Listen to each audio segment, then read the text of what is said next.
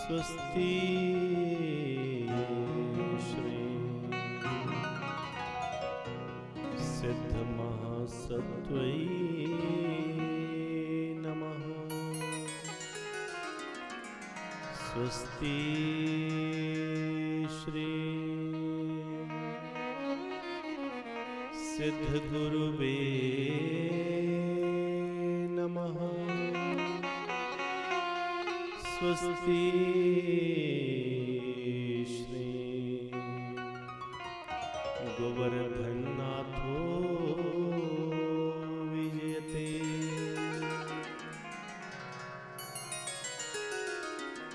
गजाननं भूतगणाधिसेवितं कपितजम्बूफलचारुभक्षणम् उमासुतं शोकविनाशकारकं नमामि विघ्नेश्वरपादपङ्कजम्। अज्ञानतिमिरान्धस्य ज्ञानाञ्जनशलाकया चक्षुर्न्मीलितं येन तस्मै श्रीगुरुवे नमः।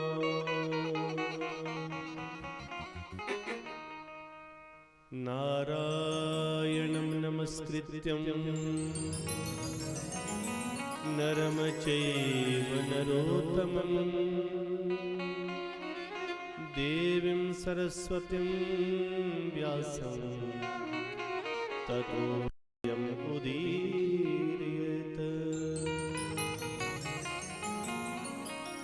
सच्चिदानन्दस्वरूपाय विश्वोत्पत्त्यादिहेतवे तापत्रयविनाशाय श्रीकृष्णाय वयं नुमः। कृष्णं नारायणं वन्दे कृष्णं वन्दे व्रजप्रियं कृष्णं द्वैपायनं वन्दे कृष्णं वन्दे पृथासुतम्।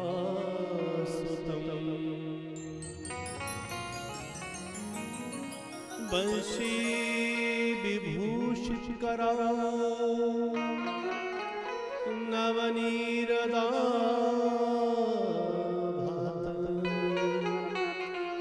पीताम्बरादरुणबिम्ब फलाधरोष्ठात् पूर्णेन्दुसुन्दरमुखादरविन्दनेत्रात्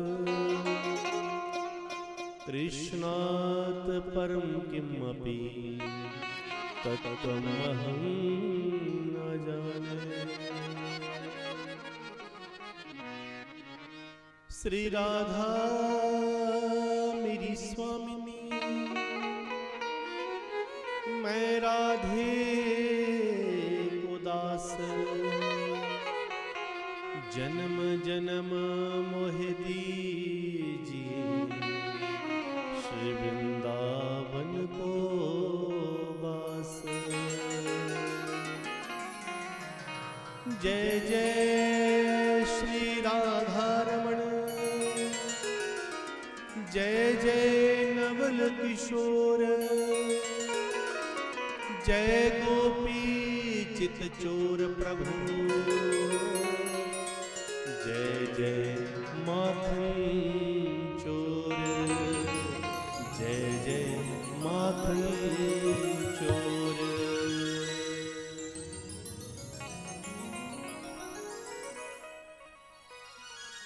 परम अनंत स्वरूप आनंद कंद कोटि ब्रह्मांड नायक परम अखिलेश्वर निराकार परमात्मा भगवान श्री कृष्ण कन्हैयालाल जी के सुंदर स्वरूप को दर्शन करते हुए और उनके श्री चरणारविंद में कोटि कोटि वंदन करते हुए उनके बांगमय स्वरूप, उनकी शब्दमय मूर्ति श्रीमद् भागवत महापुराण जी को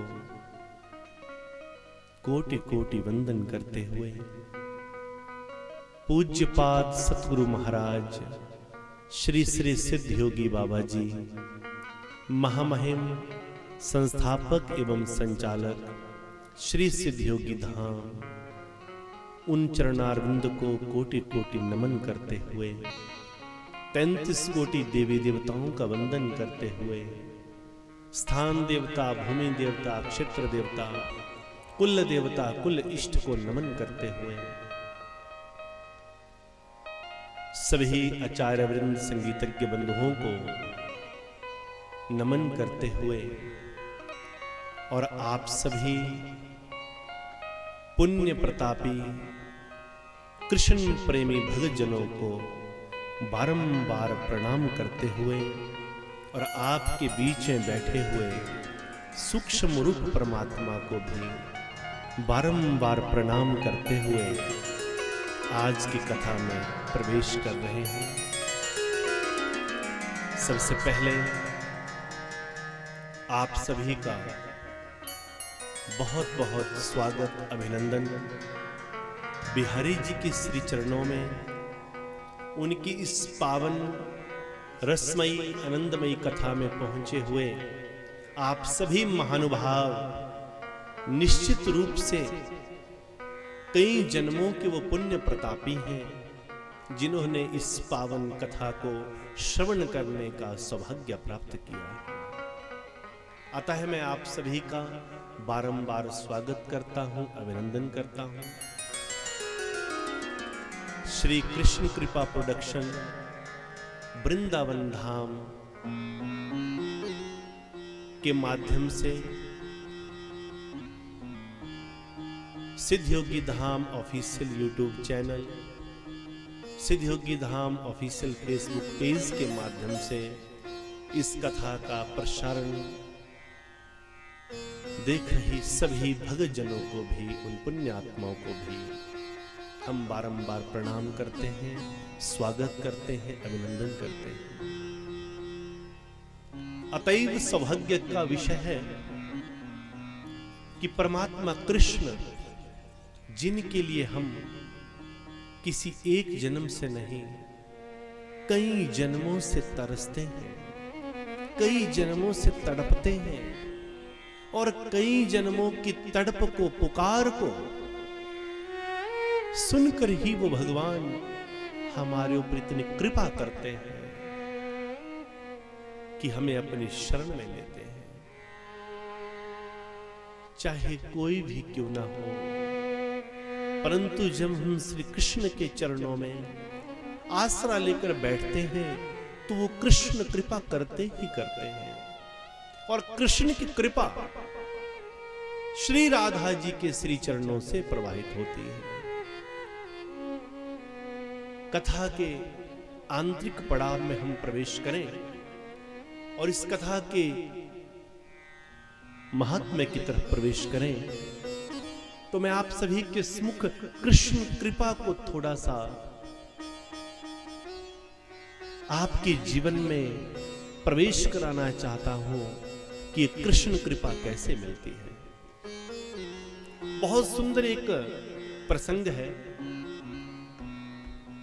एक बार एक मोर जो भगवान कृष्ण का बड़ा प्रिय और भगवान कृष्ण को इतना प्रेम करता है, इतना भगवान श्री कृष्ण के रूप को देखता रहता है, निहारता रहता है, पल पल उस रूप का दीवाना बनकर कृष्ण के इर्द गिर्द नाचता रहता है। भगवान श्री कृष्ण उस मोर की तरफ अपनी दृष्टि नहीं डालते, कृपा दृष्टि नहीं करते। तो उस मोर ने सोचा मैं भगवान को कैसे प्रसन्न करूं। तो प्रभु के द्वार पर बैठ गया। उनके द्वार पर ही बैठकर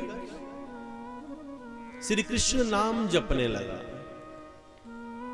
बस उनके द्वार पर बैठकर मानो समाधि लगा दी और हर पल कृष्ण नाम का गुणगान करने लगा और बार बार कहता था,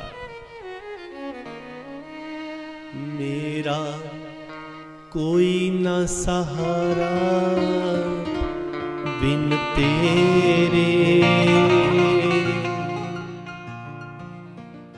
नंदलाल सांवरिया मेरे, मेरा कोई न सहारा बिन तेरे, नंदलाल सांवरिया मेरे, मेरा कोई न सहारा बिन तेरे, नंदलाल सांवरिया मेरे, मेरा कोई न सहारा बिन तेरे, नंदलाल सांवरिया मेरे, मेरा कोई न सहारा बिन तेरे, नंदलाल सांवरिया मेरे, मेरा कोई न सहारा बिन तेरे,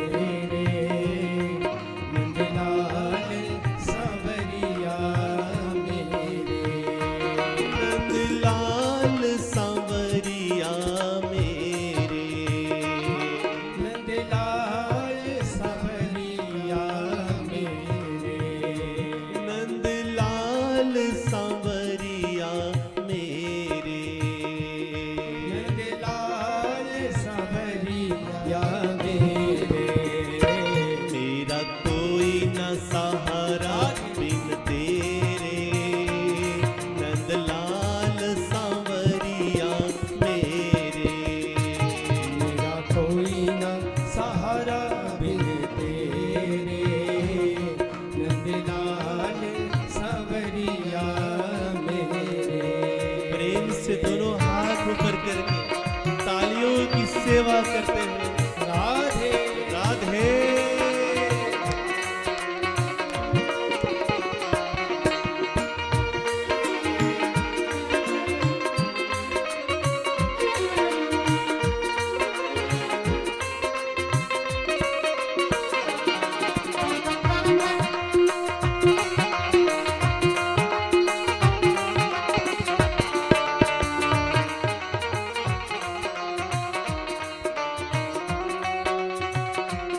श्री राधे।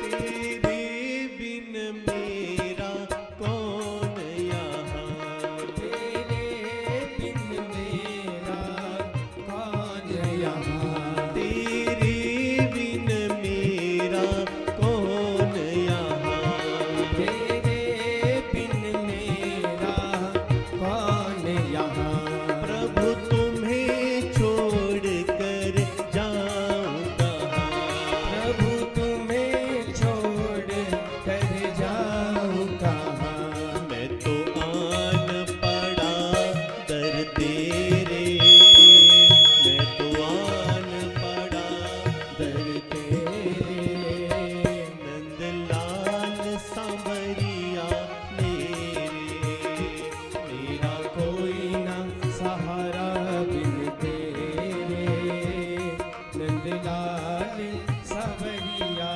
मेरे, मेरा कोई न सहारा बिन तेरे, नंदलाल सांवरिया मेरे, मेरा कोई न सहारा बिन तेरे, नंदलाल सांवरिया मेरे, नंदलाल सांवरिया मेरे, नंदलाल सांवरिया मेरे। नंदलाल सांवरिया कहते कहते, नंदलाल सांवरिया कहते कहते वो मयूर वो मोर भगवान कृष्ण के दर पर बैठ गया। कहा मैं तो आन पड़ा दर तेरे, एक दिन बीता, 2 दिन बीते, 2 महीना बीते, 1 साल बीत गया, पर कृष्ण कृपा नहीं हुई। भगवान श्री कृष्ण मयूर की तरफ एक नजर ना देखे। मयूर अत्यंत दुखी हुआ। वो मयूर, वो मोर रोने लगा, बिलखने लगा, तड़फने लगा, कृष्ण की विरह में तड़फने लगा। अब तो भगवान कृष्ण मानो अपने कक्ष से बाहर ही ना निकले, अपनी कोठरी से बाहर ना निकले। उसी समय उधर से एक मैना उड़ रही थी। मैना की दृष्टि उस मयूर के ऊपर पड़ी। मैना ने पूछा, मयूर भैया क्या बात है, आपका दुख क्या है, आपका संताप क्या है, आप क्यों रो रहे हो? तो मयूर ने अपने दिल का वो दुखड़ा सुनाया। कहा, हे मैना, 1 साल बीत गया, कृष्ण की कृपा ना हुई, कितना गुणगान किया, कितना नाम जपा, पर कृष्ण ने एक नजर उठाकर ना देखा। मैना बोली, मयूर भैया, अगर कृष्ण कृपा ना हो तो कृष्ण कृपा को पाने का जो सबसे सरलतम उपाय है वो मैं जानती हूं। बोले, चलो मेरे साथ। आगे आगे मैना चली, पीछे पीछे मयूर दौड़ा। मयूर को अपने संग लेकर बरसाना धाम में पहुंच गई। श्री राधा जी के बरसाने में पहुंची। राधा जी अपने सुंदर आसन पर विराजमान है। मैना कहती है, हे मयूर, जो कृष्ण ने ना सुना वो राधा सुनती है, या यूं समझ लो कि कृष्ण के श्रोत्र, कृष्ण के कर्ण, कृष्ण के कान अगर हैं तो वो राधा जो है, वो प्रिया जो है। कृष्ण सुने ना सुने, पर राधा जी सुने तो निश्चित रूप से समझ लो कृष्ण ने सुना। बोला, ऐसा कर, यहां पर तू गा, मेरे संग गा, राधा का नाम गा, राधा की कृपा मांग, कृष्ण की कृपा मिल जाए। मैना राधा को पुकारने लगी। और कैसे मैना राधा को पुकारती है, राधा रानी कब तुम कृपा करोगी, राधा रानी कब तुम कृपा करोगी, राधा रानी कब तुम कृपा करोगी, राधा रानी कब तुम कृपा करोगी, राधा रानी कब तुम कृपा करोगी, श्यामा प्यारी कब तुम कृपा करोगी, श्यामा प्यारी कब तुम कृपा करोगी, ओ कब तुम कृपा करोगी,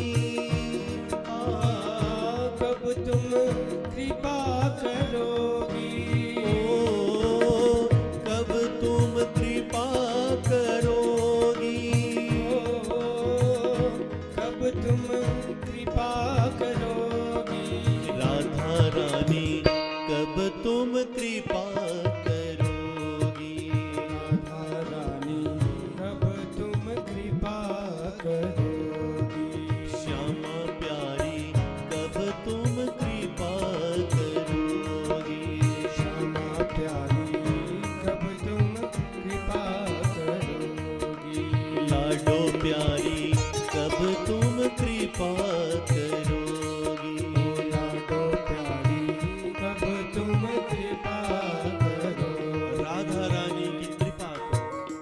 वो मैना पुकारने लगी, हे राधा रानी कब कृपा करोगी। बोला, मयूर तुम भी गाओ, तुम भी राधा रानी को पुकारो। पर मयूर की दृष्टि तो वहीं थी जहां थी। मयूर तो बस कृष्ण के ही मुखमंडल को देख रहा था, और राधा रानी के दर पर भी मयूर गाने लगा। जब मैना ने गाया, राधा रानी तुम कब कृपा करोगी, कब कृपा करोगी, तो राधा रानी बाहर ना निकले। पर जैसे ही मयूर को मैना ने कहा तुम भी गाओ, तो मयूर कहां राधा रानी गावे। मयूर की दृष्टि तो कृष्ण के ऊपर टिकी हुई है। तो मयूर वहां पर राधा रानी के बरसाने में, राधा रानी के श्री चरणों में बैठकर भी वो मयूर अपने नंदलाल को ही पुकारने लगा और उसने वही कहा, मेरा कोई ना सहारा बिन तेरे नंदलाल सांवरिया में। जैसे ही नंदलाल सांवरिया नाम सुना, राधा जो दौड़ती हुई बाहर आई। मैना हैरान हो गई। जब मैना ने पुकारा तो राधा जी नहीं आई, पर जब मयूर ने सांवरिया का नाम लिया, नंदलाल सांवरिया कहा, राधा जी दौड़ती हुई बाहर आई। ये कौन है जो मेरे कृष्ण का नाम जप रहा है? मयूर ने दोनों हाथ जोड़े, हे मैया, मैं ही हूं जो कृष्ण नाम जप रहा हूं। राधा जी की विशेष कृपा हुई। बोला, मयूर तेरे दिल का दुखड़ा क्या है? तू परेशान क्यों है, रो क्यों रहा है? मयूर कहता है, मैया 1 वर्ष बीत गया, 1 वर्ष से कृष्ण के दर पर बैठा हूं, पर वो निर्मोही, वो पत्थर दिल एक पल के लिए भी बाहर ना निकला, मेरे ऊपर कृपा ना की, मेरे प्रेम को ना समझा। बताओ राधा जी मैं क्या करूं? राधा जी कहती है, बोला, हे मयूर, वो तो मेरी भी नहीं सुनता है, पर हां, मेरी तो नहीं सुनता है, परंतु मुझे इतना पता है कि मैं तुम्हें वहां तक पहुंचा सकती हूं। राधा जी नाचने लगी, नृत्य करने लगी। राधा जी के उस सुंदर रूप को देखकर वो मयूर भी नृत्य करने लगा। मानो राधा जी ने इतनी कृपा कर दी, राधा मैया ने कई मयूर के ऊपर अपनी पूर्ण कृपा कर दी।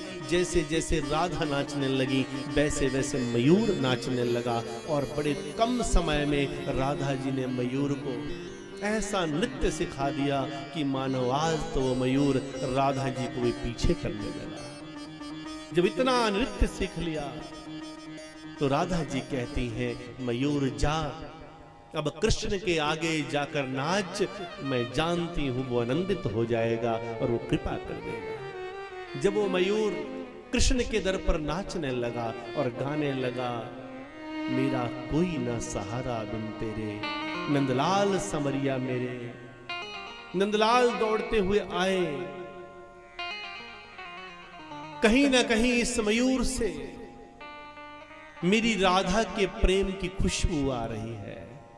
कहीं ना कहीं ये मयूर मेरी राधा के बरसाने से आया है। कृष्ण पूछा, अरे मयूर, मुझे केवल इतना बता दे, तू इतना सुंदर नृत्य कैसे कर लेता है? मयूर बिल्कुल चुपचाप नाचने लगा, नृत्य करने लगा। आगे आगे मयूर दौड़ा, पीछे पीछे कृष्ण दौड़े। नाचते नाचते मयूर कुंज की गलियों में, झाड़ियों के बीच में पहुंच गया। कृष्ण पीछे पीछे चले। बोला, मैं देख तो लूं ये मयूर इतना सुंदर नृत्य कैसे करता है। जब कुंज गलियों में पहुंचा, उन झाड़ियों में मयूर नाचने लगा। कृष्ण बोले, मुझे ये तो बता दे, तू इतना सुंदर नृत्य कैसे करता है? मयूर कहता है, ये नृत्य मैं नहीं करता, ये नृत्य जिसने मुझे सिखाया है उसी की कृपा है, वो इससे भी सुंदर नृत्य करते हैं। बोला, वो कौन है? मयूर नाचने लगा, आगे आगे दौड़ने लगा। कृष्ण पीछे पीछे चले। जैसे ही झाड़ियों के बीच में से दृष्टि डाली तो सामने राधा जी नृत्य कर रही थी। राधा जी के इस नृत्य को देखकर भगवान कृष्ण आनंदित हुए, अतैव प्रसन्न हुए। ये मेरी राधा जी की कृपा है। राधा के नृत्य को देखकर भगवान कृष्ण आनंदित हुए और मयूर को देखा और कहा, हे मयूर, मैं तेरे ऊपर बड़ा प्रसन्न हूं। तेरी कृपा से मुझे राधा का दर्शन हो गया, तेरी कृपा से मुझे राधा का इतना सुंदर नृत्य देखने को मिला। हे मयूर, तूने मेरे हृदय को आनंदित किया है, तो मैं तुम्हें आशीर्वाद देता हूं, मैं तुम्हें वचन देता हूं कि जब जब मेरे सिर पर मुकुट विराजेगा तो उस मुकुट का श्रृंगार तुम्हारा ही मोरपंख लगेगा। इस प्रकार मयूर के ऊपर कृपा कर दी। मयूर नाचने लगा और तब से लेकर भगवान श्री कृष्ण के मुकुट पर, उनके सुंदर मुकुट पर मयूर का पंख सुशोभित हो गया और इस रूप को देखकर सब आनंदित हो गए। अर्थ ये है कि राधा की कृपा के बिना कृष्ण नहीं मिल सकते और कृष्ण की कृपा के बिना राधा नहीं मिल सकती। दो जिस्म और एक जान है। हम कथा में जानेंगे राधा जी है क्या। राधा के चरित्र को सुनना या सुनाना अतैव एक कठिन कार्य है, परंतु राधा जी की कृपा हुई तो चरित्र को थोड़ा स्पर्श करने की कोशिश की है। आगे कथा में आगे से आगे चलेंगे। कृष्ण की कृपा के बिना राधा जी की कृपा नहीं होती और राधा जी की कृपा के बिना कृष्ण कृपा नहीं होती। और वही कृष्ण जिनके पांव के अंगूठे से लेकर केश पर्यंत उनके पूरे के पूरे शरीर, उनकी इस दिव्य देह का जो विग्रह है, उनकी पूरी की पूरी दिव्य देह का शब्दों के द्वारा जो चित्रण किया गया है, उसे ही श्रीमद् भागवत महापुराण कहा गया है। भक्तजनों, कसौली तहसील के अंतर्गत बहुत ही सुंदर रमणीक स्थान है।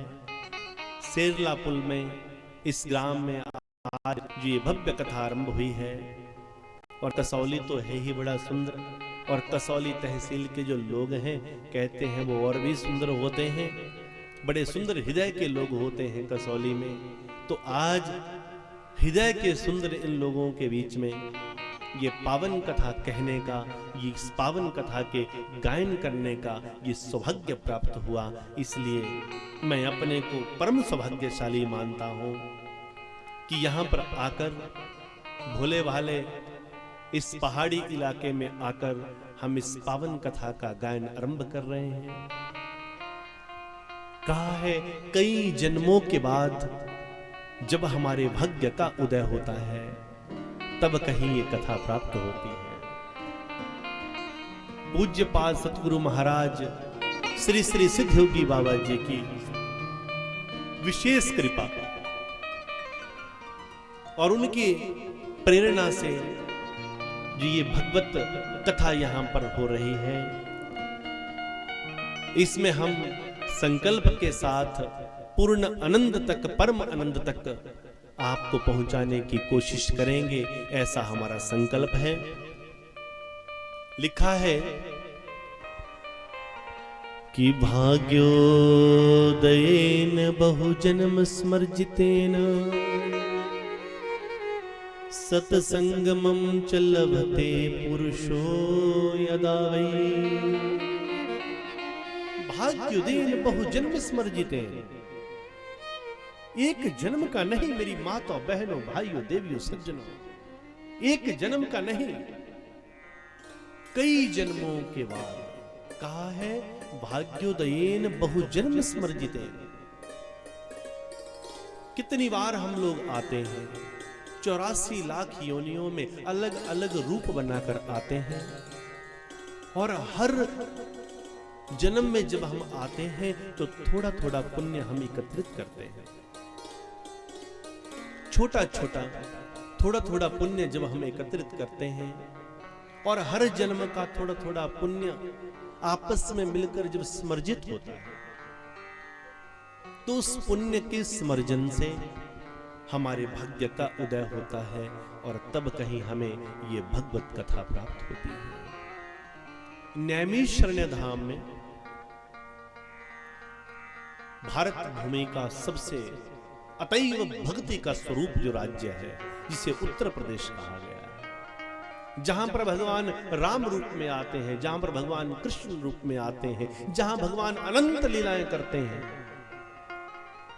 उस उत्तर प्रदेश राज्य की उस भूमि को भी हम नमन करते हैं, उस पावन स्थल को नमन करते हैं।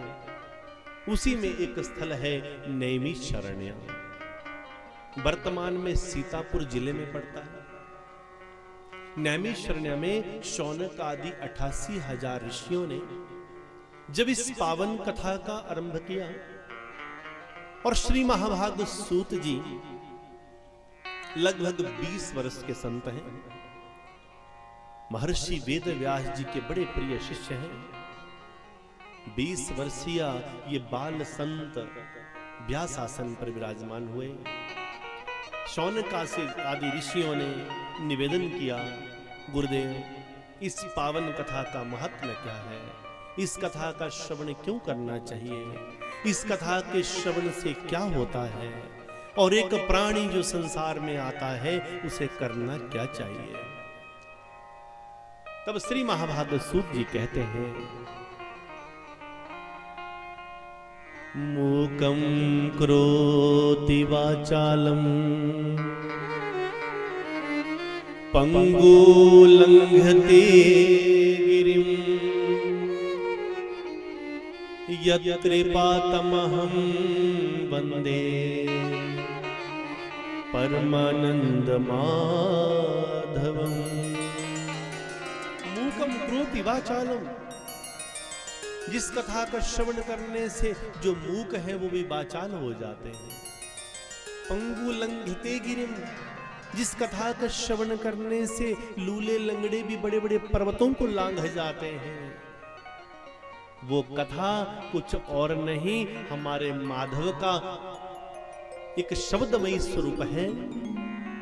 जिनके ऊपर कृष्ण कृपा हो जाती है, जिनके ऊपर माधव की कृपा हो जाती है, वो संसार के दुखों से तो मुक्त हो ही जाते हैं और साथ साथ हमें परम आनंद को भी प्राप्त कर लेते हैं।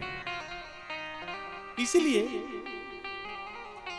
ये परम आनंद को प्रदान करने वाली जो कथा है, इसीलिए हमने कथा के आरंभ से पहले ही संकल्प ले लिया कि आप सभी भगत जनों के हृदय में बैठे उस कृष्ण को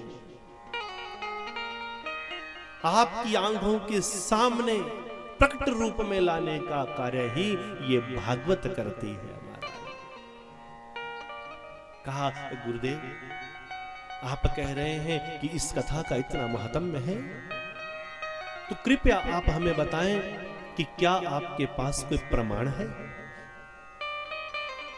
तो हे कृष्ण प्रेमियों, एक पावन कथा आरंभ की। कहा, देखो जब द्वापर का विश्राम हो गया, भगवान कृष्ण अपने धाम शरीर सहित लोप हो गए, निज धाम चले गए।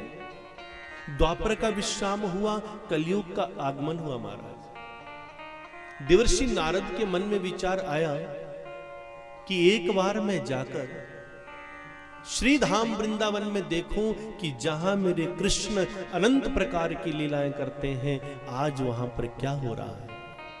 श्री धाम वृंदावन का जिसने दर्शन किया हो महाराज, उसने देखा होगा कि वहां आज भी राधे नाम गूंज रहा है। श्री धाम वृंदावन में नारद जी भ्रमण करने गए, राधे राधे नाम सुना, मन में विचार आया यमुना के तट पर देखकर आऊं। यमुना के तट पर पहुंचे, सोचकर तो गए थे कि यमुना के तट पर रास चल रहा होगा। सोचा आज भी मेरे गोविंद वहां गोपियों के संग नृत्य कर रहे होंगे, वो रास चल रहा होगा। परंतु जब यमुना के तट पर पहुंचे तो क्या देखा, पूरा वीरान। और कहा भी है, भगवान ने कहते हैं कि जो संसार में आता है उसे जाना पड़ता है। ये प्रदेश है और प्रदेश से वापिस तो जाना ही पड़ता है। परमात्मा कहते हैं कि अगर मैं भी संसार में आता हूं तो मुझे भी समय की मर्यादा के अनुसार, मुझे भी काल की मर्यादा के अनुसार वापिस जाना पड़ता है। मैं अपनी लीलाओं को आकर करता हूं और फिर वापिस चला जाता हूं। वीरान ये भूमि। और भगवान कृष्ण मानो कह रहे हैं, मानो इशारा कर रहे हैं, हम परदेशी फकीर, हमें याद करोगे, याद करोगे। हम परदेशी फकीर, हमें याद करोगे, याद करोगे। हम परदेशी फकीर, हमें याद करोगे, याद करोगे।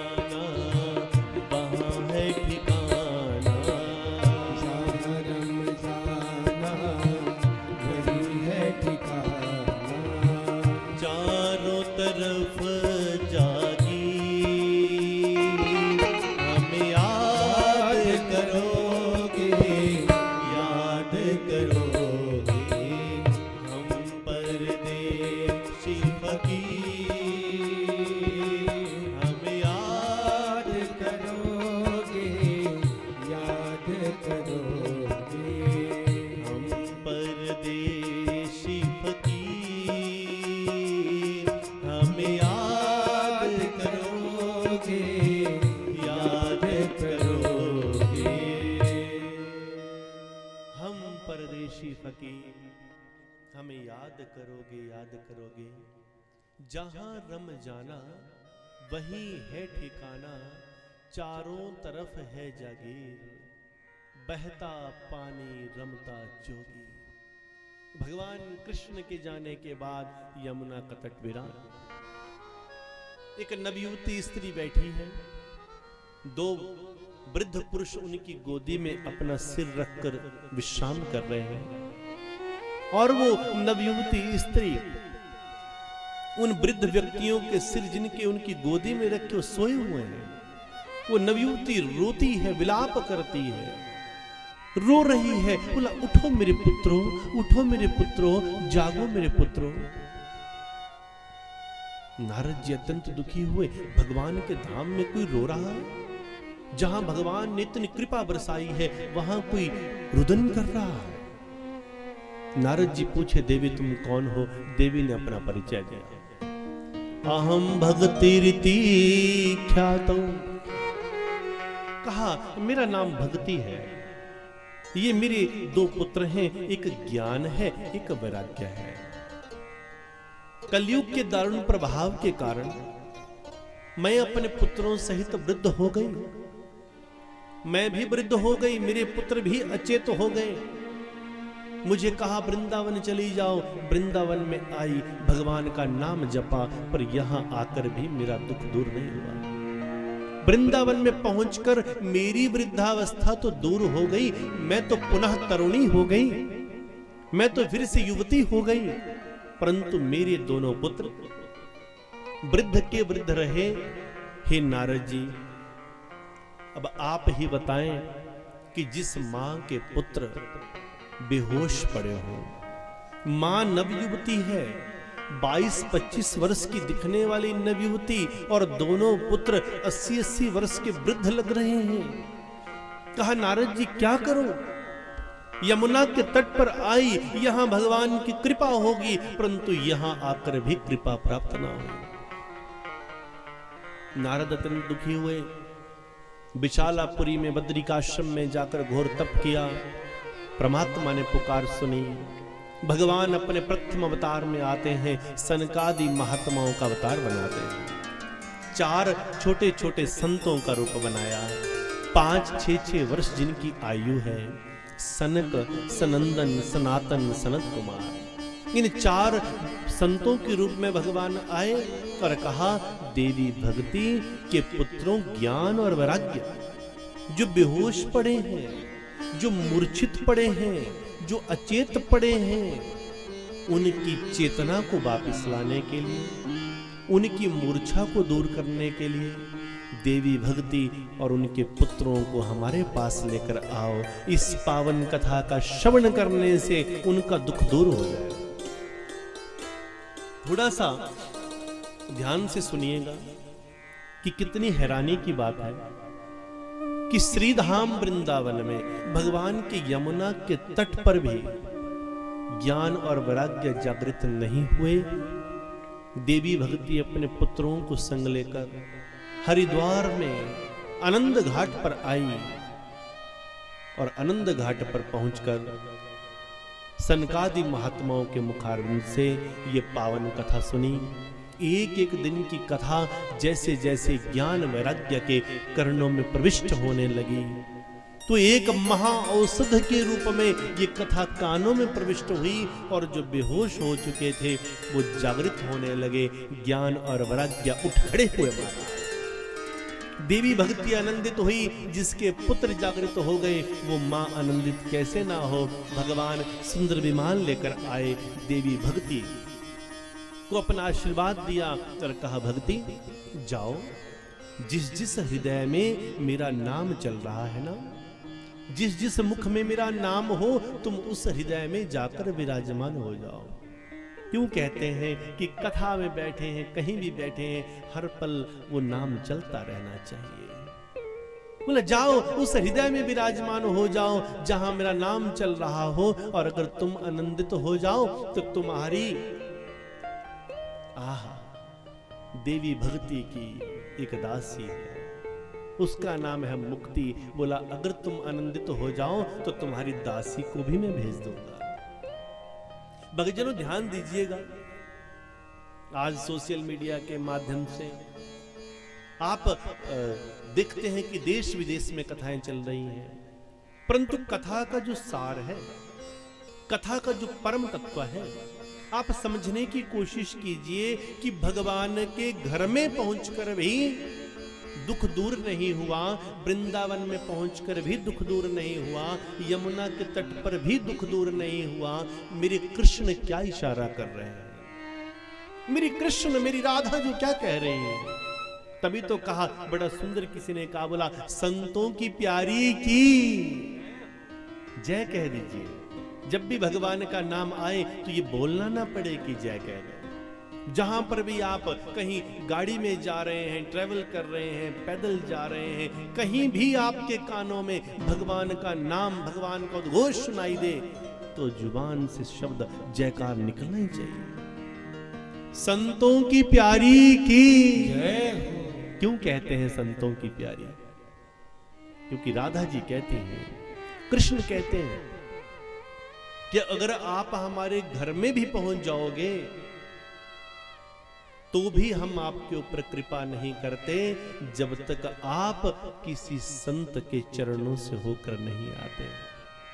संतों के चरणों से होकर आना, सतगुरु के चरणों से होकर आना, महापुरुषों के मुखारविंद से इस दिव्य सार को जब तक नहीं सुना तब तक कृष्ण कृपा नहीं हो सकती, तब तक राधा जी की कृपा नहीं हो सकती। इसीलिए देवी भक्ति जो यमुना के तट पर बैठी, जो वृंदावन धाम में कुंज गलियों में नाची, फिर भी भगवान ने दुख दूर नहीं कहा। भगवान बोला जाओ, मेरे कृष्ण कहते हैं, बोला जाओ पहले संतों के चरणों में बैठो, सोबत में बैठो। जो संगत में नहीं बैठा महाराज, उसके ऊपर कृपा नहीं हो सकती।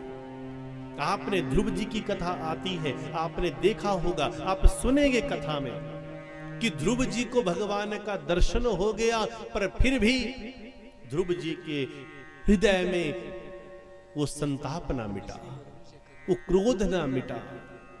जब ध्रुव ने भगवान का दर्शन भी कर लिया था, तब जब ध्रुव के मन में बड़ा द्वेष आ गया, ध्रुव के भाई उत्तम को यक्षों ने मारा, ध्रुव सारे यक्षों को मारने लगे। नारद ने कहा, तुम्हारे भाई को एक यक्ष ने मारा, तुम सबको मारने जा रहे हो, ध्रुव शांत हो जाओ, ध्रुव का क्रोध शांत ना हो।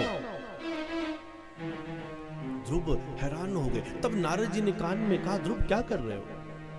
तुमने भगवान का दर्शन किया और परमात्मा का दर्शन करके हृदय से क्रोध शांत ना हुआ, द्वेष शांत ना हुआ, तो ये क्या आनंद हुआ? ध्रुव झुके, नारद से पूछा, नारद जी ऐसा कैसे हो गया? भगवान का दर्शन करने वाला मैं ध्रुव आखिर क्यों शांत नहीं हुआ? तब नारद ने कहा, तुमने परमात्मा का दीदार तो कर लिया, तुमने परमात्मा का दर्शन तो कर लिया, पर परमात्मा से मिलाने वाले संतों की सोबत में तुम नहीं बैठे, उनकी संगत में तुम नहीं बैठे। इसलिए हे ध्रुव, तुम्हारे अंदर की जो विघ्नता है वो दूर नहीं हुई। इसलिए हे मेरी पूजनीय माता, बहनों, भाइयों, बुजुर्गों, संतों की सोबत, संतों की संगति बहुत महत्वपूर्ण है।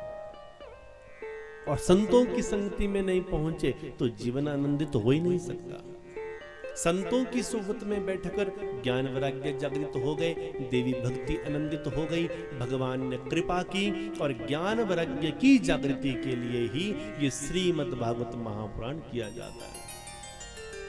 आप रात दिन माला जप लीजिए, आप रात दिन माला जपते रहो, तोते की तरह रटते रहो, फिर भी आवश्यक नहीं है कि कृपा हो जब तक आप संतों की सोबत में ना बैठे। संतों की संगति बहुत महत्वपूर्ण है, महापुरुषों की संगति बहुत महत्वपूर्ण है।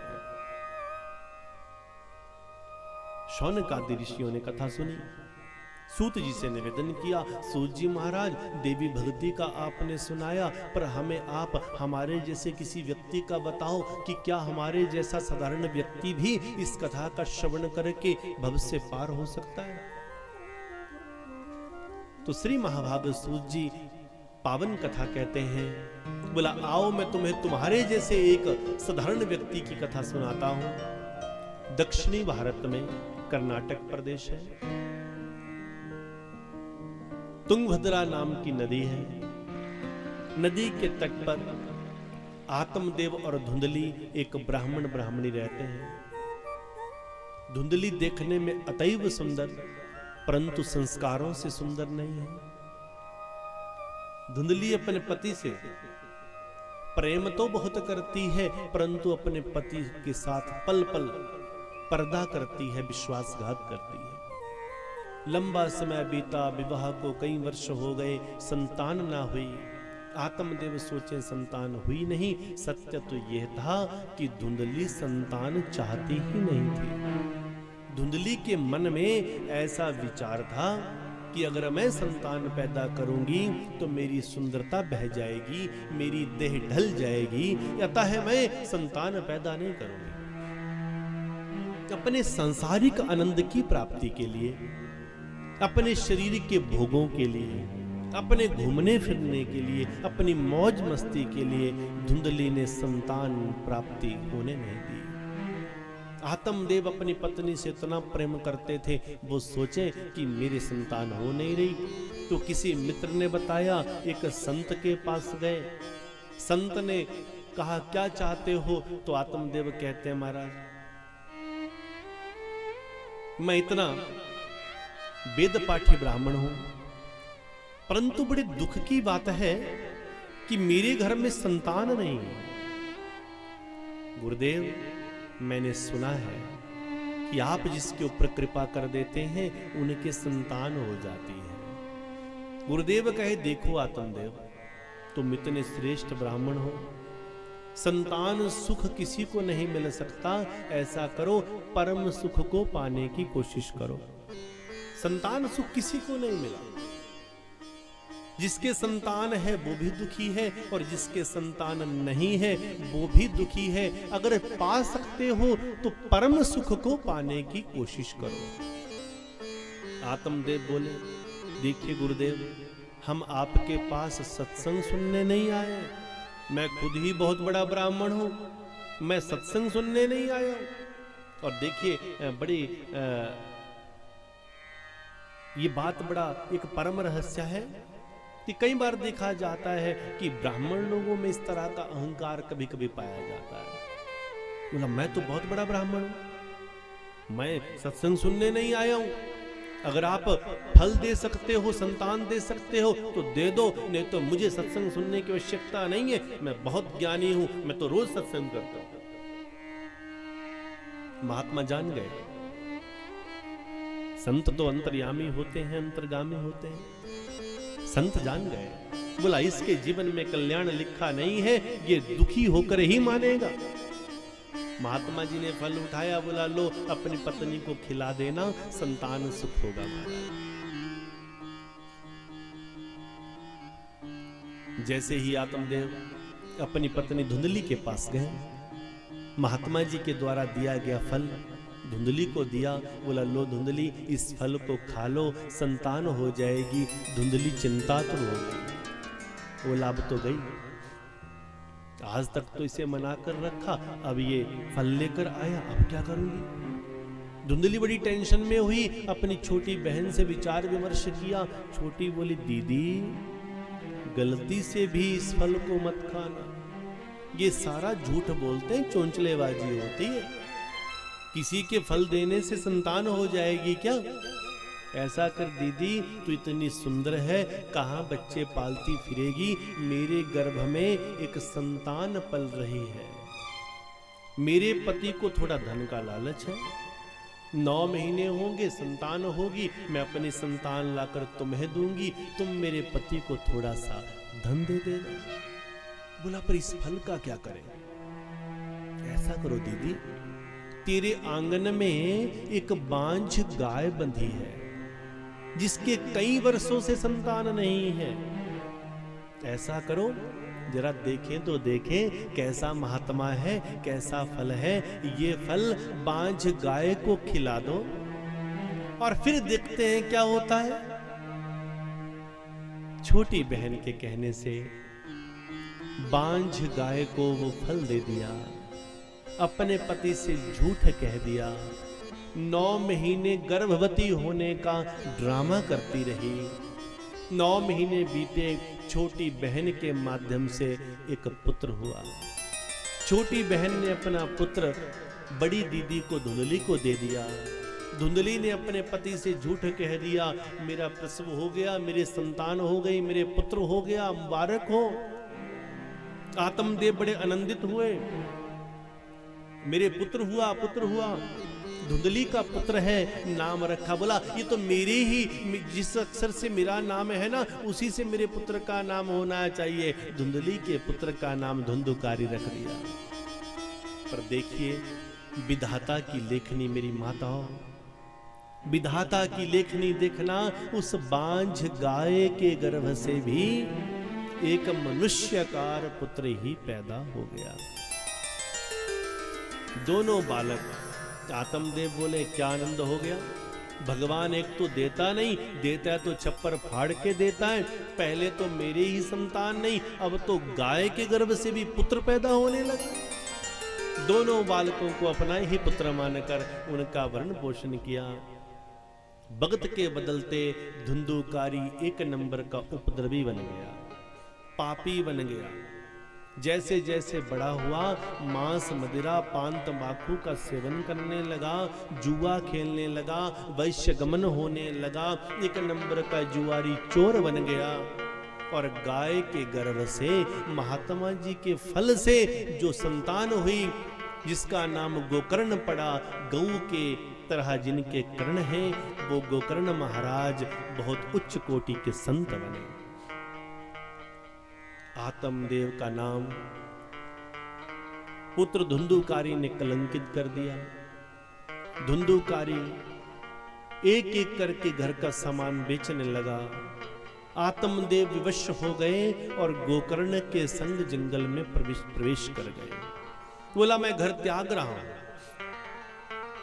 धुंधुकारी आनंदित हुआ, अब तो अपनी मां को बड़ा परेशान करने लगा, सारे घर का सामान बेच दिया। आज अपनी मां को मारने ही दौड़ गया। आज मां इतनी दुखी हुई क्योंकि धुंधली जानती थी कि ये मेरे ही द्वारा किया गया कर्म है जिसका मैं भुगतान कर रही हूं। धुंधली आज ऐसी स्थिति में थी कि ना वो बता सकती थी, ना छुपा सकती थी, ना मर सकती थी, ना जी सकती थी। पल पल तड़प रही थी। परंतु धुंधुकारी के बुरे बर्ताव को देखकर आज धुंधुकारी मां को धन के लालच में मारने लगा। तो आज धुंधली ने कुएं में छलांग लगाकर आत्महत्या कर ली। फिर भी धुंधुकारी के हृदय में संताप नहीं हुआ। मां मर गई, पिता घर छोड़कर चला गया, भाई घर छोड़कर चला गया। अपने घर में ही 5-5 वैश्याओं को लाकर रहने लगा। वैश्याओं ने, उन उल्टा स्त्रियों ने धुंधुकारी का सब कुछ छीन लिया। जब सब कुछ समाप्त हो गया तो धुंधुकारी को उसी के घर में पीट पीट कर मृत्यु के घाट उतार दिया। धुंधुकारी की मृत्यु के उपरांत गोकर्ण जो अंतर्यामी है, उन्होंने अपने भाई की मुक्ति के लिए अंतिम संस्कार की सारी क्रियाएं, श्राद्ध, पिंडदान आदि गंगा, गया, पुष्कर, प्रयाग, काशी सब जगह जाकर सारी क्रियाएं की। अपने घर वापस आए तो धुंधुकारी की प्रेत आत्मा प्रकट हो गई।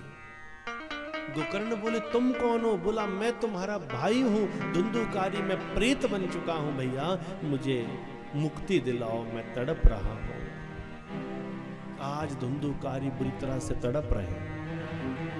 भगतजनों, जिस प्रकार हम अपनी वाणी से कटु वचन कहते हैं, इस जुबान में लोहे की शूली डालकर खींचा जाता है यमराज के यमदूतों के द्वारा। जिन हाथों से हम बुरा कर्म करते हैं, उन हाथों को चट्टानों से रौंदा जाता है, और जिन आंखों से हम गलत देखते हैं उन्हें लोहे की बड़ी बड़ी शलाकाओं के द्वारा भेदन किया जाता है। जो व्यक्ति अपने जीवन साथी के होते हुए पर स्त्री पर पुरुष संग करता है, उनके जीवन में भी अतैव दुख, कई प्रकार के कुंभी आदि नरकों में उन जीवात्माओं को तड़पना पड़ता है। धुंधुकारी की आत्मा जो प्रेत बन चुकी थी, गोकर्ण अपने भाई की दुर्दशा देखकर बहुत दुखी हुए। अपने भाई की मुक्ति के लिए मैं क्या करूं? अपने आराध्य देव, अपने इष्ट सूर्य भगवान को प्रणाम किया, उनकी उपासना की। भगवान सूर्य ने आकाशवाणी की, तुम्हारे भाई की मुक्ति के लिए सत्कर्म करो। अब ये सत्कर्म क्या है? किसे कहते हैं सत्कर्म? बोला सत्कर्म का अर्थ है सत्य की प्राप्ति के लिए जो कर्म किया जाए उसे क्या कहा जाएगा? जोर से बोलिए, सत्कर्म कहा जाएगा। अब सत्य क्या है? सत्य की प्राप्ति के लिए जो कर्म किया जाए वो सत्कर्म। तो सत्य क्या है? अब सत्य की परिभाषा पूछिए। सच्चिदानंद स्वरूपाय विश्वोत्पत्त्यादि हेतवे तापत्रय विनाशाय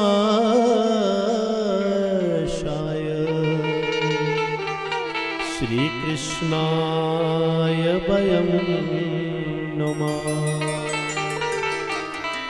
सत्य, चित्त और आनंद के मिलने से सच्चिदानंद बनता है। सत्य, चित्त और आनंद तीन अक्षरों से मिलने से बना सच्चिदानंद। वो परमात्मा सत्य वो है जो कभी ना बदले, जिसमें कोई चेंज नहीं, जिसमें कोई प्रपंच नहीं। आज भगवान की इन लीलानुसार हम कथा के महत्व को सुन रहे हैं। और भगतजनों, आप जानते हैं कि बहुत दूर से आना हुआ, और जब आए तो 2-3 जगह से रोड में बड़ी दिक्कतें, और आप जानते हैं कि रोड तो बहुत ही खराब है। हम लगभग 4.5 घंटे का एस्टीमेट लेकर चले थे, परंतु पहुंचने के लिए पूरे 6 घंटे लग गए, क्योंकि रोड बहुत ज्यादा खराब है। इसलिए मैं थोड़ी सी क्षमा भी चाहता हूं, और दूसरी ये कहना चाहूंगा कि हो तो वही जो राम रचि राखा। इसलिए आप लोग बहुत कृष्ण प्रेमी हैं, कृष्ण कृपा के पात्र हैं, जो आप लोगों ने लगभग आधा पौना घंटा, शायद ज्यादा प्रतीक्षा भी की। 2-2:15 बजे का समय था। हम लगभग, मुझे लगता है कि 3-5-3-7 के ऊपर हम पहुंचे, तो लगभग आधे पौने घंटे का अंतर है। तो उसके लिए क्षमा चाहते हैं, परंतु आप थोड़ी देर के लिए बड़े शांत होकर बैठे, कथा के महात्म्य को सुनकर कथा को विश्राम देंगे। आज प्रथम दिवस है, और भगवान के स्वागत समारोह में जो सम्मिलित होते हैं उनसे बड़ा प्रेमी कोई नहीं होता। कहा 2 प्रकार का दर्शन है, एक प्रत्यक्ष दर्शन, एक परोक्ष दर्शन। ध्यान दीजिएगा, जब हम भगवान की माला जपें, भगवान दिखें, भगवान कब दिखेंगे, उसे परोक्ष दर्शन कहा गया है। और अगर हम भगवान के आने के आयोजन में हम अपनी कोई ना कोई सहयोग देते हैं तो उसे भगवान का प्रत्यक्ष दर्शन कहा गया है। भगवान के आने में सम्मिलित हो, भगवान के स्वागत में सम्मिलित हो। धुंधुकारी की उस प्रेत आत्मा की मुक्ति के लिए गोकर्ण जी ने भागवत कथा आरंभ की। सत्य की प्राप्ति के लिए जो कर्म किया जाए वो सत्कर्म। सत्संग, सत्संग, संग का अर्थ है मिलन, संग का अर्थ है प्रीत। सत्य के साथ, परमात्मा के साथ। सत्य क्या है? वो ईश्वर जो कभी ना बदले। सृष्टि बन जाए, चल पड़े, प्रलय हो जाए, जो कभी ना बदले वो सत है। और वो सत केवल और केवल निराकार ज्योति स्वरूप परमात्मा है। बड़ी ध्यान से सुनिएगा। और इन 7 दिनों में हम कथा के ऐसे ऐसे रहस्यों को जानेंगे जो आपने हो सकता है कभी कल्पना में भी सोचा ना होगा। धुंधुकारी की प्रेत आत्मा की मुक्ति के लिए गोकर्ण जी महाराज भगवत कथा आरंभ करते हैं। 7 गांठ वाला एक बांस का डंडा लिया, उसमें धुंधुकारी को बिठाया गया। और धुंधुकारी को क्यों बिठाया? क्योंकि धुंधुकारी उछल रहे थे, कभी इधर उछलें, कभी उधर उछलें, कभी इधर बैठ जाएं, कभी उधर बैठ जाएं। जब मृत्यु हो जाती है तो 5 भौतिक देह में से देखिए 5 तत्व हैं, आकाश, वायु, अग्नि, जल, पृथ्वी। तो इनमें से जो नीचे के तत्व हैं वो यहीं रह गए। आकाश और वायु की अधिकता हो गई, आधिक्य हो गया, इसीलिए जब शरीर छूट जाता है तो वो आत्मा धरती के ऊपर टिक नहीं पाती। तो धुंधुकारी की आत्मा कभी इधर भटके, कभी उधर भटके। तो 7 गांठ वाला बांस का डंडा लिया, अपनी शक्ति का प्रयोग किया, जल छिड़का, धुंधुकारी को बांस की गांठ में बिठा दिया। तो सीधे सीधे अक्षरों में अगर कहूं तो धुंधुकारी कौन है? कथा के बीच में बैठकर जिसकी गर्दन शांत ना टिके, कथा में बैठकर जिसका मन शांत ना हो, कथा में बैठकर जो यहाँ वहां भटक रहा हो, यहाँ वहां देख रहा हो, उसे को ही धुंधुकारी कहा गया है। वो आत्मा जो सत्संग में बैठकर, आत्म कथा में बैठकर भी जो आत्म साक्षात्कार न कर सके, जो परमात्मा को ना देख सके, जिसका मन शांत ना हो, कृष्ण के रूप को सामने पाकर भी जो यहां वहां देखे, उसी का नाम धुंधुकारी है। और 7 गांठ वाले बांस के डंडे का अर्थ ये शरीर ही तो है। इसमें 7 चक्र हैं। मूलाधार हमारे गुप्त इंद्रिय और गुदा द्वार के पास, मूलाधार, स्वाधिष्ठान, मणिपुर, अनाहत, विशुद्ध, आज्ञा और सहस्त्रार चक्र। 7 चक्र हमारी देह में है, इसलिए इस शरीर को ही वो 7 गांठ वाला बांस का डंडा कहा गया है, जिसमें धुंधुकारी बैठा है। धुंधुकारी कोई और नहीं, ये जीवात्मा जो हमारे अंदर बैठी है उसे ही धुंधुकारी कहा गया। पर कौन सी जीवात्मा? जो परमात्मा के संदेश को ना सुनकर संसार का संदेश सुन रही हो, जो परमात्मा का संदेश ना जानकर इंद्रियों के भोगों में फंसी हो, उसी का नाम तो धुंधुकारी है। इंद्रियों के भोग क्या है महाराज? आंखें कह रही हैं इधर देख लो, कान कह रहे हैं उधर सुन लो, पैर कह रहे हैं उधर चलो, यहां वहां जो भटक रहे हैं उनका नाम धुंधुकारी है। कथा का श्रवण हुआ, 7 दिन की कथा से धुंधुकारी की आत्मा मुक्त हुई। 7वें दिन भगवान बड़ा सुंदर विमान लेकर आए। धुंधुकारी की आत्मा जो प्रेत बन चुकी थी, आज वो भगवान श्री हरि का ही रूप हो गई। भगवान श्री हरि के बीच में समाकर वो हरि ही हो गई। अर्थ ये है कि जो इस कथा का श्रवण करते हैं उन्हें लेने के लिए कदापि यमराज नहीं आ सकते, यमदूत नहीं आ सकते। जो इस कथा का श्रवण करते हैं वो ना तो स्वर्ग को जाते हैं ना नरक को जाते हैं, वो सीधे के सीधे भगवान के श्री धाम को जाते हैं। तो इसलिए धुंधुकारी की मुक्ति हुई। इसलिए कहा कि इस कथा के द्वारा अब जब धुंधुकारी चले, भगवान लेकर चले, तो गांव के लोग बोले हम भी जाएंगे, हम भी जाएंगे। तो भगवान कहते गोकर्ण कहो क्या करना है। मतलब परमात्मा भी सतगुरु से पूछते हैं करना क्या है। तो गोकर्ण कहते हैं, बोला देखो, गांव के सभी लोगों को कहा, बोला तुम भगवान के विमान में नहीं बैठ सकते। बोला कारण क्या है? हमने भी कथा सुनी है।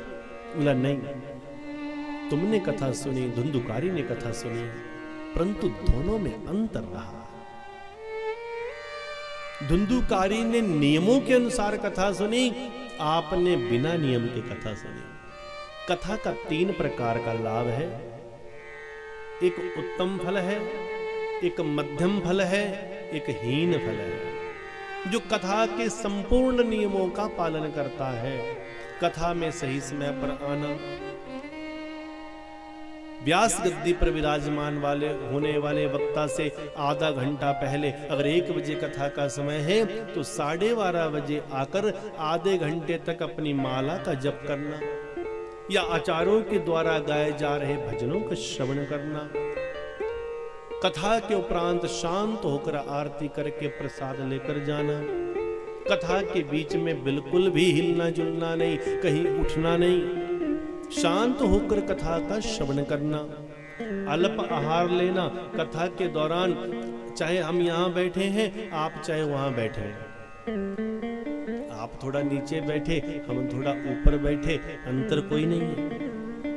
बैठे हम भी चौकड़ी मार के हैं, आप भी चौकड़ी मार कर बैठे हैं। आजकल तो कहीं कहीं मैं जगह देखूं तो कहीं कहीं जगह पर तो ऐसा ट्रेंड चल पड़ा, कथा के लिए सोफा लगा रहे, पैर सामने को रखें और पैरों की तरफ भगवान विराजमान हुए, भागवत जी विराजमान हुए। तो अर्थ ये है कि कहा गया है कि अगर कोई बीमारी नहीं है, अगर कोई दिक्कत नहीं है, अगर कोई परेशानी नहीं है, तो व्यक्ति को चौकड़ी मारकर ही, पलथी मारकर ही कथा का श्रवण करना चाहिए। और अगर आपको कोई परेशानी है, कोई घुटनों का दर्द है, कोई तकलीफ है, तब तो व्यक्ति चाहे सोफा पे बैठ जाए, तब तो व्यक्ति चाहे लेट कर कथा सुन ले, लेट कर ही कथा सुन लो, पर फिर भी कथा का श्रवण करना ही चाहिए। तो अर्थ क्या है? आप वहां बैठे, हम यहां बैठे, आप थोड़ा नीचे, हम थोड़ा ऊपर। अर्थ सिर्फ इतना है, वो इसलिए कि आप सबके संग हमारी वार्तालाप जब चले, ये सत्संग आध्यात्मिक चर्चा जब चले, तो हम और आप एक दूसरे को देख पाए और सबको बराबर दिख पाए, इसलिए थोड़ा सा विधान बना दिया। और भगवान का बैठने का स्थान है, इसलिए थोड़ा ऊंचा बना दिया, पर बैठे हम भी वैसे ही हैं जैसे आप बैठे हैं। तो इसलिए, और भोजन में क्या लें? अल्प आहार। और अगर सच कहूं तो ऐसा भी कहीं नहीं लिखा है कि आप आलू कचालू खाओ, कि ऐसा लो, ऐसा नहीं है। भगवान कृष्ण ने जो ये इसमें सार बताया है, सीधे सीधे एक ही बात कही है, भोजनम तु मन्ने कथा श्रवण कारकम।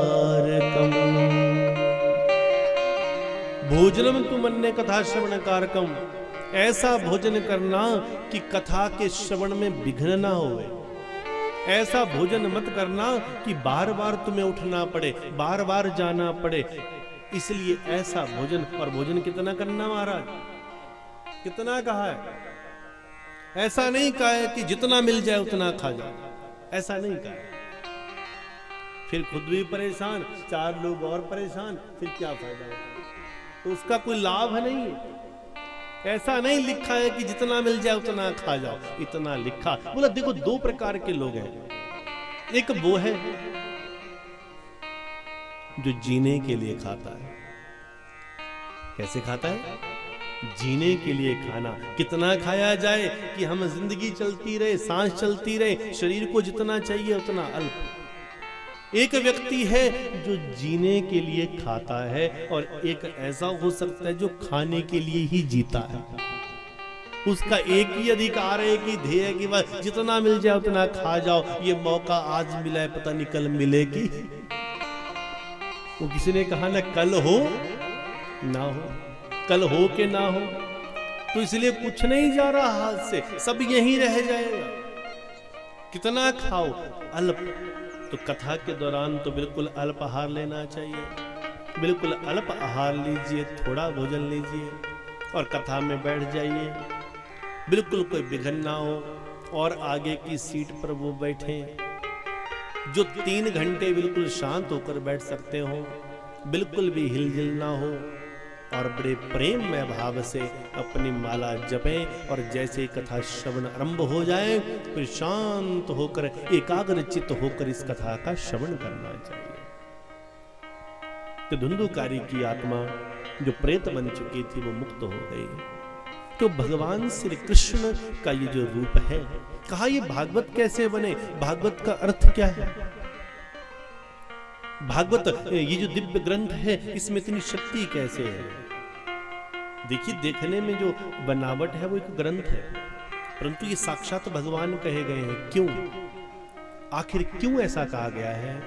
तो कहा कि जिस समय भगवान श्री कृष्ण द्वापर में अपने शरीर सहित अपने धाम जब वापिस चले, जब सारी लीलाएं विश्राम की वापिस चलने लगे, तो उस समय उद्धव ने पूछा, हे कृष्णा, तुम्हारे जाने के बाद हमारा कौन होगा?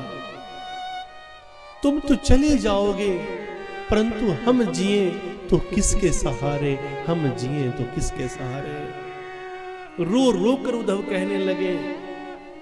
तब भगवान श्री कृष्ण कहते हैं, अपने जाने से पूर्व ही मैं अपनी सारी शक्तियों को श्रीमद् भागवत जी में स्थापित करता हूं।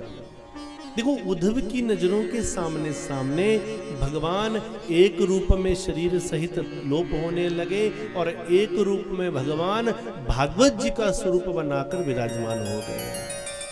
तो भागवत क्या है? भगवान कहते हैं, बोला द्वापर के बाद कलयुग का आगमन होगा और कलयुग में एक तरफ आप मुझे मूर्त रूप में बुलाओगे तो हो सकता है कि मैं सुनूं ना सुनूं, पर अगर आप मुझे भागवत रूप में बुलाओगे तो मैं निश्चित रूप से तुझे मिल जाऊंगा। ये मेरा तुम्हारे साथ एक वायदा है, मेरा वचन है। और भगवान ने तो वृंदावन की लीलाओं में कहा भी है। भगवान कहते हैं, वृंदावनम परित्यज्यम पादम एकम न गच्छति। वृंदावन को त्याग कर, वृंदावन को छोड़कर मैं एक कदम भी बाहर नहीं जाऊंगा, ऐसा भगवान ने कहा है। तो कहां है वो वृंदावन? एक वृंदावन उत्तर प्रदेश में है और एक जो वृंदावन है वो हमारा ये हृदय है। भगवान कहते हैं, जिस वृंदावन में मैंने लीलाएं की हैं उन लीलाओं का दर्शन करता चल और उन लीलाओं को अपने हृदय में अनुभव करता चल। अगर तूने उस वृंदावन को इस वृंदावन से मिला दिया, विलय कर दिया, तो समझ ले तूने मुझे पा लिया।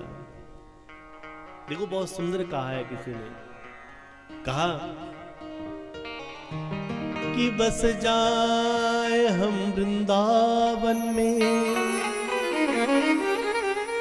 ऐसी तो मेरी औकात न थी। गर श्यामा प्यारी कर दे कृपा, तो मुश्किल की कोई बात न थी। हे श्यामा प्यारी, अगर तुम्हारी कृपा हो जाए तो मुश्किल की बात नहीं है। हमारी औकात नहीं थी ऐसी कि हम वृंदावन में पैदा हो जाएं, इसलिए तो पैदा नहीं हुए। उस ब्रजमंडल में पैदा होना सबके बस की बात नहीं है। अब हमारे जैसे, आपके जैसे लोग जो वृंदावन में पैदा नहीं हुए, वो भगवान को कह रहे हैं, प्रभु कृपा करो मेरे ऊपर, कृपा करो, मैं कैसे तुम्हें पा जाऊं। तो भगवान कहते हैं, देखो, जो ब्रज में पैदा हुआ उसे क्या कहते हैं? ब्रजवासी। जो ब्रज में पैदा हुआ, क्या कहा उसको? ब्रजवासी। बोला जो ब्रज में पैदा हुआ वो ब्रजवासी। पर ब्रजवासी भी 4 प्रकार के होते हैं। पहला ब्रजवासी वो है जो वृंदावन में ही पैदा हुआ और वृंदावन में ही मेरी भक्ति को करता हुआ मेरे अंतर ध्यान में खो गया। तो पहले प्रकार का ब्रजवासी। दूसरे प्रकार का ब्रजवासी जो वृंदावन में पैदा हुआ, कृष्ण भक्ति सीखी, उनके खून में ही, रग रग में ही भक्ति आ गई। वृंदावन में पैदा हुआ, परंतु कमाने के लिए कहीं और चला गया, पर कृष्ण भक्ति नहीं छोड़ी। वो दो प्रकार का ब्रजवासी। तीसरे प्रकार का ब्रजवासी जो कहीं और पैदा हुआ, परंतु कृष्ण भक्ति मन में जागृत हो गई। पैदा तो कहीं और हुआ, पर वृंदावन की तरफ दौड़ा और वृंदावन में ही जाकर डेरा लगा लिया। वो तीन प्रकार का ब्रजवासी। देखो, पहला वो जो ब्रज में पैदा हुआ, ब्रज में रहा। दूसरा वो जो ब्रज में पैदा हुआ, कहीं और चला गया, भक्ति करता रहा। तीसरा वो जो कहीं और पैदा हुआ, परंतु ब्रज में आया, भक्ति करता रहा। भगवान कहते हैं ये तीनों के तीनों ब्रजवासी मुझे प्रिय हैं, परंतु इन तीन ब्रजवासियों से, इन तीन प्रकार के ब्रजवासियों से भी अधिक प्रिय मुझे एक और ब्रजवासी है। बोला, वो कौन है? देखो, ऐसा जीव, ऐसा प्राणी जो ना तो ब्रज में पैदा हुआ और ना ही वो अपना घर छोड़कर ब्रज में आया, परंतु हर पल वो मेरे नाम को जपता रहा। ऐसा चौथे प्रकार का ब्रजवासी मुझसे सबसे अधिक प्रिय है महाराज। तो कहना चाहूंगा कि अगर हमारी औकात ऐसी नहीं थी कि हम ब्रज में पैदा हो सके तो कोई बात नहीं, पर अगर उसकी कृपा हो तो हम ब्रज के बाहर रहकर भी भगवान को पा जाएंगे। और सच्चा भक्त वो नहीं जो ब्रज में जाकर भगवान को ढूंढे। बोला, भगवान जिसके हृदय में प्रेम हो, भगवान उसे ढूंढते हुए स्वयं आते हैं। इसलिए पावन कथा कहती है कि अगर कह सको तो भगवान के प्रेम में, भगवान के नाम में सच्चे हृदय से हम उसका नाम जपें। तो भागवत क्या है? भगवान श्री कृष्ण जी के अपने धाम जाते हुए उन्होंने वो रूप जो हम सब के कल्याण के लिए संसार में विराजमान किया, उसी का नाम भागवत है। तो आइए प्रभु प्रेम का हम थोड़ा सा सुमिरन करते हैं। हे प्रभु, किस प्रकार भगत भगवान को पुकारता है। मेरा कोई न सहारा बिन तेरे, नंदलाल सांवरिया मेरे। मेरा कोई न सहारा बिन तेरे, नंदलाल सांवरिया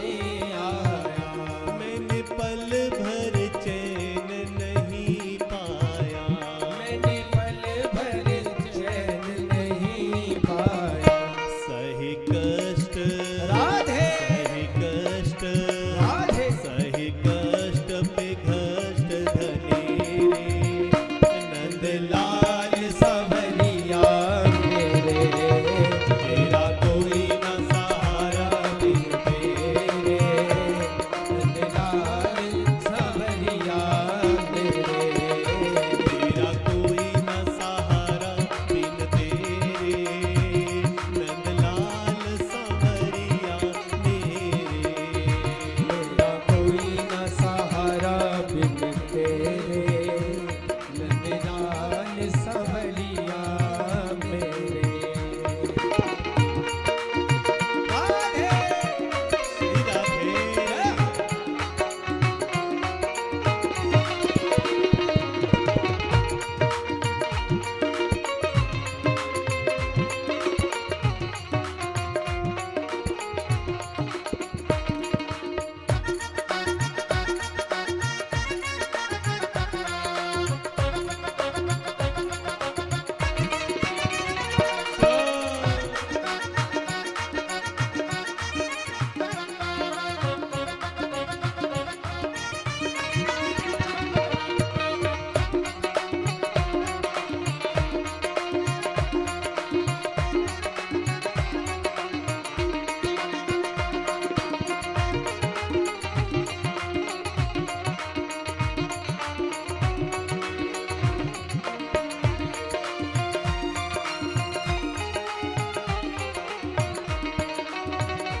मेरा सच्चा मार्ग छूट गया, मेरा सच्चा मार्ग छूट गया, मेरा सच्चा मार्ग छूट गया। मेरा सच्चा मार्ग छूट गया, मुझे 5 लुटेरों ने लूट लिया, मुझे 5 लुटेरों ने लूट लिया, मुझे 5 लुटेरों ने लूट लिया। मुझे 5 लुटेरों ने लूट लिया। आओ करने, राधे आओ करने, जय हो। आओ करने दूर अंधेरे, नंदलाल सावरिया मेरा कोई न सहारा बिन तेरे, नंदलाल सावरिया मेरे, मेरा कोई न सहारा बिन तेरे, नंदलाल सांवरिया मेरा कोई ना सहारा बिन तेरे, नंदलाल सावरिया मेरे। और दोनों हाथ ऊपर करके भगवान को कहना है। अब एक ही बात कह सकते हैं प्रभु, बाकी हमारे पास कहने के लिए कुछ नहीं है। और क्या कहेंगे? हरिया जाओ, हरिया जाओ, हरि आ जाओ, हरि आ जाओ, हरिया जाओ, हरिया जाओ, हरि आ जाओ, हरि आ जाओ, हरिया जाओ, हरिया जाओ। हरि आ जाओ, हरि आ जाओ। अब और न मुझको तरसाओ, अब और ना मुझको तरसाओ, अब और न मुझको तरसाओ। अब और ना मुझको तरसाओ।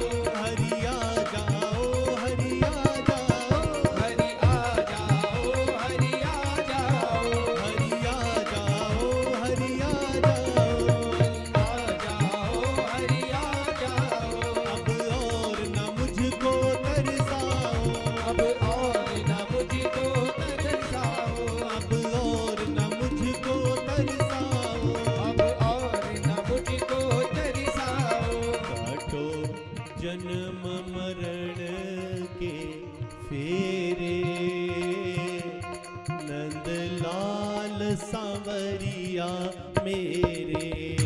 मेरा कोई ना सहारा बिन तेरे, नंदलाल सावरिया मेरे।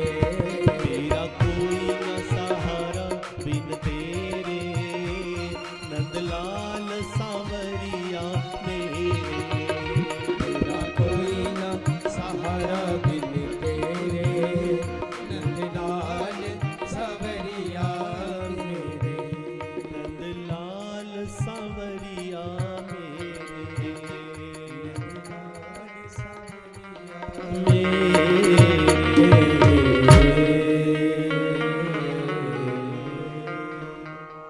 काटो जन्म मरण के फेरे। कथा का सार क्या है कि जन्म मरण के फेरे को काटना, जिसे मोक्ष बंधन का है। यमराज की यमपुरी में जाओगे तो फिर आना फिर जाना, छोटे देवी देवताओं के संपर्क में आओगे फिर जाना फिर आना। वो प्रभु का धाम ही ऐसा है जहां एक बार जाना तो फिर कभी वापिस नहीं आना। मैं तेरा था तुझ में समा गया, अब तुझ में समाकर ही रहूं और कभी वापिस ना आऊं। और उसी उम्मीद और उसी सोच का नाम भागवत है। भागवत एक सच्ची उम्मीद है। भागवत भगवान श्री कृष्ण का वो संदेश है जो कृष्ण की तरफ ही लेकर जाता है। ये कृष्णा कृष्णा साधन भी है और साध्य भी है। पाना किसे है? कृष्ण को। पाना कैसे है? कृष्ण कहकर। कृष्ण एक ऐसा नाम है, राधा जो एक ऐसा नाम है कि ये साधन भी है और साध्य भी है।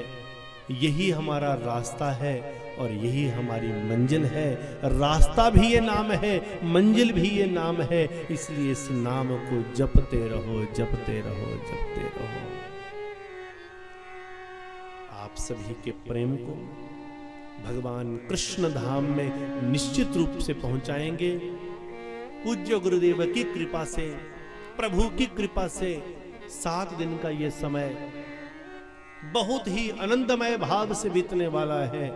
और आप सभी की ये 7 दिन कुछ इस प्रकार के होंगे कि ये 7 दिन आपके जीवन को ऐसा आनंदित कर देंगे कि ये आनंद परम आनंद में बदल जाएगा। और कभी भी आप इन यादगार पलों को भूल नहीं पाएंगे। और ये यादगार पल आपको भगवान कृष्ण के धाम तक पहुंचा देंगे। इन्हीं शब्दों के साथ आज की कथा को विश्राम।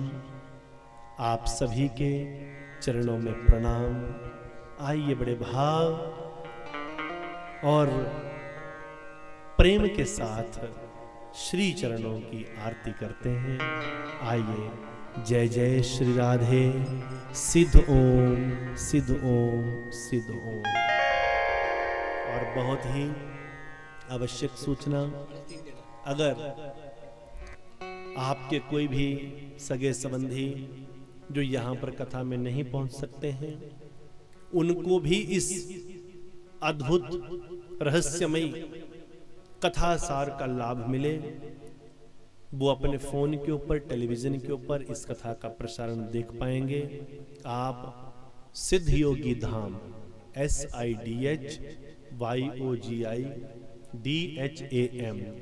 सिद्ध योगी धाम ऑफिशियल यूट्यूब चैनल को सब्सक्राइब करें। सिद्ध योगी धाम फेसबुक पेज को फॉलो करें। अपने सगे संबंधियों को इसका लिंक शेयर करें ताकि वो रोज कथा का श्रवण कर पाएं। यहाँ पर क्योंकि बहुत ही सुंदर ये पहाड़ी इलाका है, परंतु यहाँ पर अभी तक कुछ फैसिलिटीज की कमी है, तो वाईफाई हर जगह पर नहीं पहुँचा है। तो ये कथा लाइव ना होकर डी लाइव रहेगी। जो आज की कथा होगी उसका श्रवण कल ठीक 1 बजे से आप कर पाएंगे। 1 दिन ये कथा डिले चलेगी। जिस कथा का आज आप यहाँ पर श्रवण कर रहे हैं वो कथा कल ठीक 1 बजे आप श्रवण कर पाएंगे। अपने सभी सगे संबंधियों को आप लिंक शेयर करें और इस कथा का श्रवण करें। जय जय श्री राधे, जय जय श्री राधे, जय जय श्री राधे।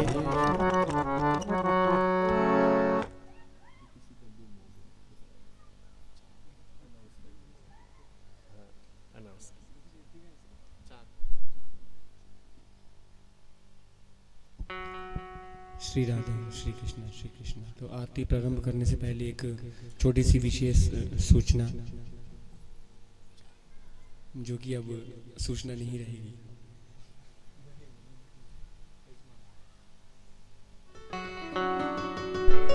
श्री राधे श्री राधे श्री राधे। आइए आरती का आनंद लेते हैं। बोले श्री सद्गुरुदेव महाराज की जय हो।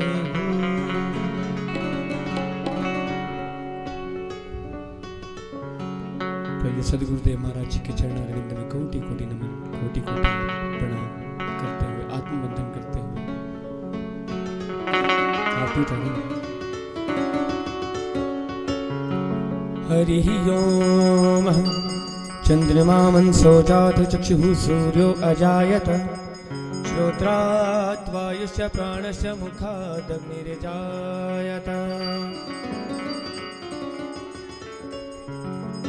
बांके बिहारी तेरी आरती गाऊं, बांके बिहारी तेरी आरती गाऊं। हे गिरधर तेरी आरती गाऊं, हे गिरधर तेरी आरती गाऊं। आरती गाऊं श्यामा तुमको मनाऊं, आरती गाऊं श्यामा तुमको मनाऊं। ओ तेरे चरणों के मैं शीश नवाऊं,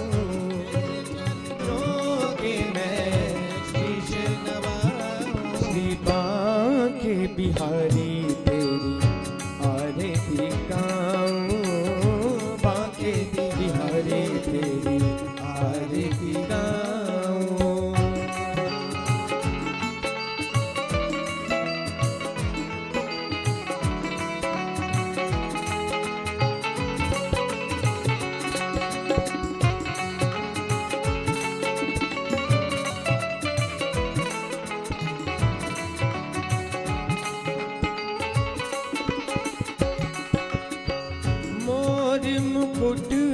तोरे शीश पे सोहे, मोर मुकुट तोरे शीश पे सोहे। प्यारी प्यारी बांसुरी मेरो मन मोहे, प्यारी प्यारी बांसुरी मेरो मन मोहे। देख युगल छवि बल बल जाऊं, युगल छवि बल बल जाऊं। श्री बांके बिहारी तेरी आरती गाऊं, बांके बिहारी तेरी आरती गाऊं।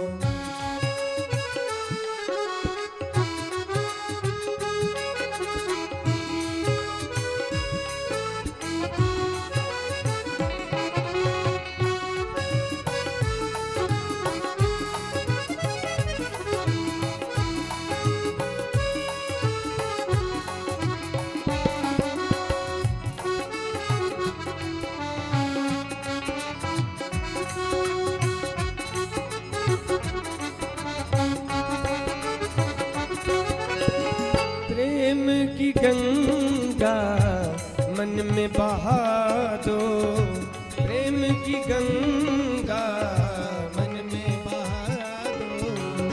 प्रेम की गंगा मन में बहा दो, गंगा मन में बहा दो। भगत जन्म प्रभु सफल बना दो, जन्म प्रभु सफल बना दो। जन्म जन्म मैं तेरो गुण गाऊं, जन्म जन्म मैं तेरो गुण गाऊं। आरती गाऊं श्यामा तुमको मनाऊं, आरती गाऊं श्यामा तुमको मनाऊं। तेरे चरणों के मैं शीश नवाऊं, तेरे चरणों के बिहारी तेरी